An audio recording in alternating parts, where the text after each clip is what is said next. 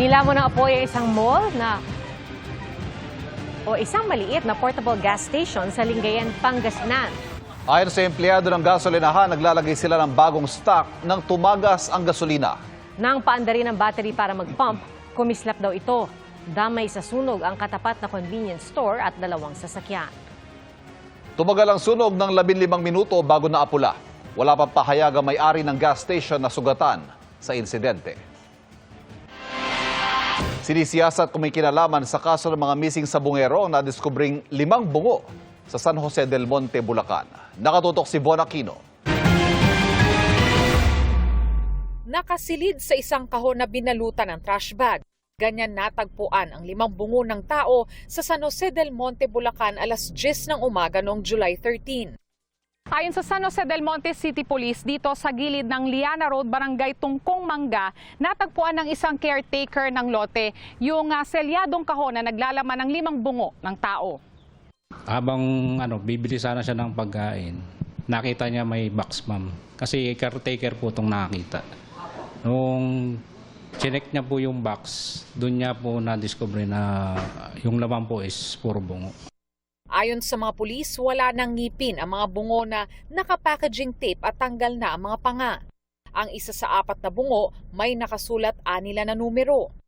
Yung 4 na bungo, ma'am, parang naman siya, wala naman, kumbaga malinis, wala naman siyang tama. Yung isa lang merong parang basag sa may parting sentido. Hindi natin alam kung ano bang doon.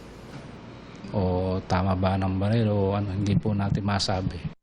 Sabi ng San Jose del Monte Police, dinala ang mga bungo sa Camp Crame at isinasa ilalim sa anthropological, odontological at DNA examination. Sa ngayon, wala pa nilang lumalapit para magpasuri kung labi ito ng kanilang kaanak. Nagbabacktracking din daw ang mga otoridad para matukoy ang pagkakakilanlan ng nag-iwan ng mga bungo. Iimbestigahan daw nila kung may kinalaman ito sa paggamit ng mga buto sa pag-aaral ng medisina. Pati na ang koneksyon ng mga bungo sa mga missing sabungero, lalo't 4 sa kanila ay taga San Jose del Monte. Sa ngayon, hindi pa raw masabi ng pulisya kung konektado ang mga nakuhang bungo sa kaso ng mga missing sabungero. Pero ano po yung magiging result nung nakuha sa Batangas at dito sa amin? Siyempre po, subject for DNA testing. Kung magmamatch po sa standard ng mga pamilya ng missing sabungero, tsaka po sa amin yan. Kung makakatulong po yung investigasyon namin, pwede rin po kami mag-submit. Para sa GMA Integrated News, Von Aquino, nakatutok, 24 oras. Sa gitna ng mahakbang kontrabaha sa Metro Manila, gaya ng paglilinis sa mga estero, may mga proyekto rin pinag-aaralan gaya ng pagkontrol sa tubig galing Sierra Madre at paglalagay ng mga cistern o imbakan ng tubig. May mga proyekto rin para mapakinabangan ang mga bumabarang basura. Nakatutok si Bernadette Reyes. Tuwing tagulan at bumabaha, kabilang sa mga nakikitang dahilan ay ang pagbabara ng mga water hyacinth sa mga daluyan ng tubig. Kaya kasama ang mga yan sa mga target sa paglilinis sa mga ilog at estero. Pero alam nyo bang pwedeng pakinabangan ng mga water hyacinth? Sa pamamagitan ng Water Hyacinth Treatment Facility, maaari makagawa ng mga lily pots gaya nito na maaaring tamna ng mga halaman o di naman kaya makagawa ng mga tinatawag na charcoal briquettes o uling na maaari namang gamiting panggatong sa pagluluto. Pati na ang mga basurang nahahakot sa mga daluyan ng tubig maaaring i-recycle, gaya ng plastic bottle at crushed glass na ginagawang plastic bricks o hollow blocks. Pero ayon mismo kay Pangulong Bongbong Marcos, susi pa rin ang disiplina sa basura para iwas baha. Kahit maganda na lahat ng flood control project natin, kapag ganito pa rin ang ating estero, wala rin, mababaha pa rin tayo dahil walang madaanan yung tubig. Kapag malinis ang mga estero, mabilis din mawala ang baha. Kaya naiiwan ng baha dahil walang madaanan ng tubig. Sinabi ito ng Pangulo matapos inspeksyonin ang paglilinis ng Bully Creek sa Pasig na bahagi ng Bayanihan sa Estero program. Layo nitong hikayatin ng komunidad na tumulong sa pagtatanggal ng mga nakabara sa mga estero. Whole year round naman namin to ginagawa. It's just that this time, we will involve the community, LGU, barangay, volunteers, even private sector. Bago pa ang bagyong Krising at mga sumunod na bagyo at habagat na nagpabaha sa Metro Manila, 12 sa 23 estero ang nalinis na ayon sa Pangulo. 881 cubic meters na mga bumarang basura ang nakuha sa mga yan ayon sa MMDA. Ang 11 pang mga estero nililinis pa raw sa pakikipagtulungan sa mga LGU.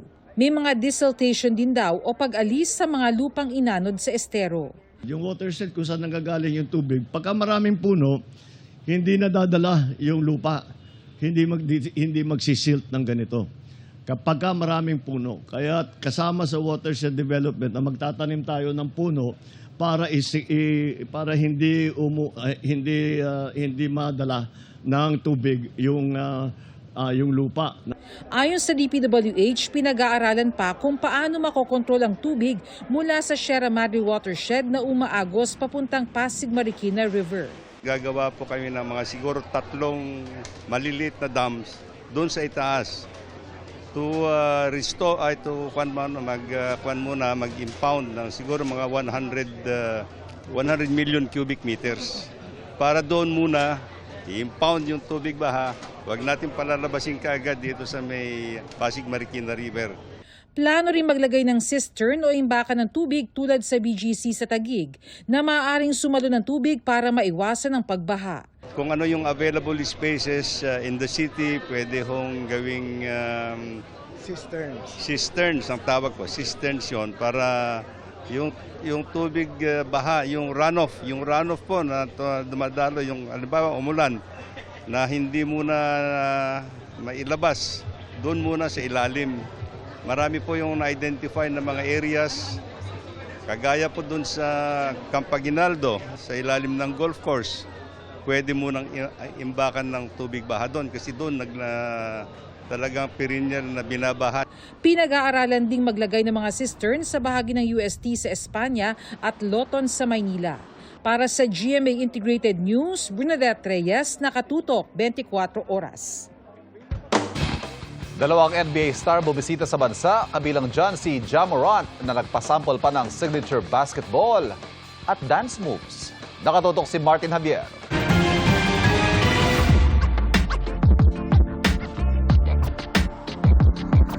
Mga kapuso, excited na sinalubong ng Pinoy basketball fans ang NBA superstar na si Ja Morant.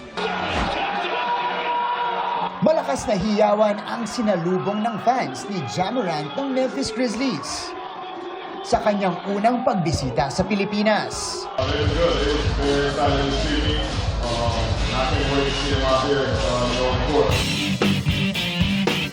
Nagpakitang gila sa harap ni Ja ang ilan sa mga pinakamahuhusay na manlalaro ng high school mula sa De La Salle Zobel Junior Archers at mula sa local community.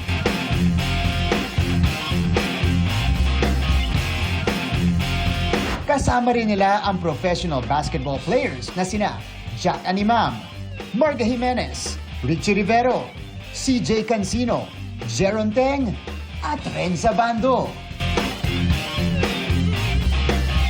Hindi rin siyempre nawala ang signature Grady dance ni Morant. At nagpakita rin ng kanyang dunk.